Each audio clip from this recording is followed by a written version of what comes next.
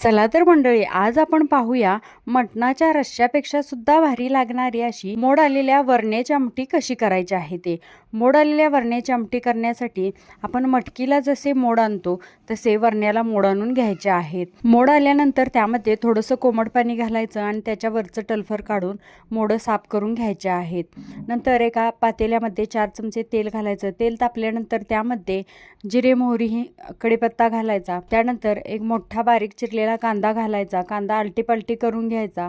नंतर त्यामध्ये एक टोमॅटो बारीक चिरून घालायचा आहे. टोमॅटो थोडा मऊ झाल्यानंतर त्यामध्ये वरण्याची मोडं घालायची आहेत आणि थोडा वेळ परतून घ्यायचे आहेत. मोडं परतून झाल्यानंतर त्यामध्ये 1 चमचा बेसन पीठ घालायचं आहे. चवीनुसार मीठ आणि कोल्हापुरी कांदा लसूण मसाला घालून चांगलं परतून घ्यायचं आहे. गरजेनुसार पाणी घालून आमटी चांगली शिजवून घ्यायची आहे. पावसाळ्यामध्ये ही आमटी चवीला एकदम भन्नाट लागते.